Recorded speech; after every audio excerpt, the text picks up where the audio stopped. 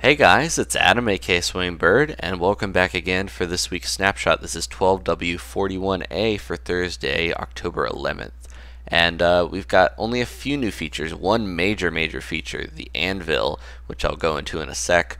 But we're getting closer to Halloween, so I'm surprised we're even getting new features at all. But before I go into the Anvil, I am going to go into all the little bits real quick. So first off, breeding now gives you experience, as you can see when I breed these two guys. Listen. There we go. Got a little bit of experience when that puppy came out. Maybe I'll dye his little collar if I can get him. There we go. Got a little purple puppy. Got a nice rainbow going.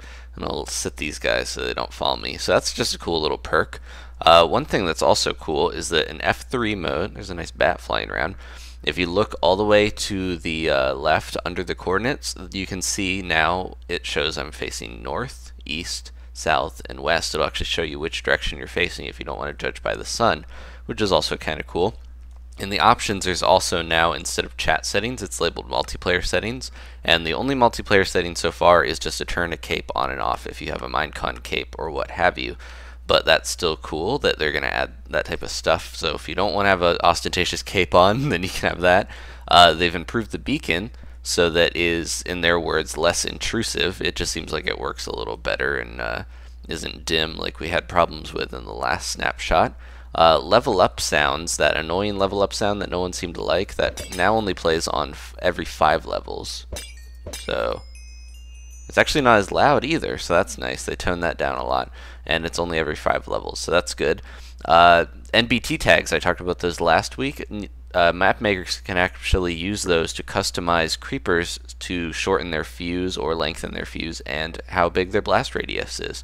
So that is going to be trouble for map maker or for anyone playing any adventure maps with cruel map makers. So let's move on to the Anvil. I just steamrolled through all those.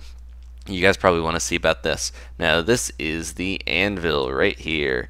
I was a little disappointed on the model because after seeing the Pixelmon Anvil, which is really cool, it doesn't quite look as good, but it's actually grown on me a lot. Now the Anvil is used for repairing and now naming items. So you can put an item in here, like I will put my leather tunic in here, and we will call it like the you have to actually backspace each one, you can't hold it, the tunic of brownness. There we go. So now it costs 15 levels just to do the name, but if you want to enchant and name stuff, you have to do that. It'll cost a bit more, and the name is only for the first time or after you repair it. So if I do this again, I cannot actually rename it here. But I'm going to test out now. We would have to enchant these really quick to show you, but the Anvil is actually mainly for keeping enchantments. So we got efficiency 2, unbreaking 2 on this one, and efficiency 2 on this one. Now if I combine these together, they will keep their enchantments, and if we're lucky, we will get something cooler. So let's just call this Goldie Hawn. And then there we go. Now, so remember it was efficiency 2 on both. Now we actually have efficiency 3, and it repaired it. So this is a way to keep our enchantments and repair our enchanted equipment, but also improve them each time. But the more you do it, now if I put it in again, and let's say I grab another gold pickaxe here and try to do it, let's see if it'll let me do this. Now if I throw one in and there again, it actually costs more levels to do. So each time it will keep costing more and more levels, but it caps at 39. But this is a good level sync for people that you know, they have levels to burn, they want to name their stuff. I named the sword Excalibur, of course, but you can name pretty much anything in here. Like people were naming potatoes and GLaDOS and stuff like that. So that's all pretty cool stuff. The Anvil actually has another use, so I forgot to mention this, but the durability, the Anvil, the more you use it, the more it will degrade. And if you look, there's the Anvil, the slightly damaged Anvil, and the very damaged Anvil. So after a while it will break. Now how do you craft an Anvil? I can show you here. You just take 6 of these iron blocks, and then you're going to need 1 iron. And if I throw down a crafting table here, I can show you the pattern. It's pretty simple, but it is an investment of 55 iron. And a lot of people are probably going to be doing this not just for the repairing, but because Anvil has a unique quality, which I can show you here fairly easily. If I plop it down on something, let's just do it on the tree here. And if I break the blocks underneath, anvils actually fall. This was suggested to Dinnerbone on Twitter, and you can actually use these as traps. So after the initial block fall, for every block it falls after that, it does 1.5 damage to the player. So if you have armor, you can dampen that a bit. But I've set up a little thing here. I'm going to throw a couple of the new witches at the bottom, and we're just going to drop these anvils on them with my little piston trap here. And you can see just how devastating these are. So let's do this and drop these anvils. There they go, like that. And bam, just destroyed those witches. So actually, they still dropped their stuff, so I wonder if it counted as me killing them. If you die by anvil, which I could set up here if you guys want to see for the end, it actually has a unique death message, so I will set that up here. But yeah, anvils, I can see people using them for traps a lot, and it's going to be pretty cool. Like, this is going to be another alternative to smothering people in gravel and stuff. Now, the anvils don't actually smother you. They do initial damage, and you can get out of them because you have to break them with picks, so that would be too cheap if you could be smothered under them and couldn't get out. They have some good design qualities too. You can make them into kind of pillars. I did a couple designs. They're kind of good for balconies here. It looks like a more kind of ornate balcony there. And down here was one that I thought was pretty cool, is like how docks have areas to tie up your boats. That's kind of what those look like to me.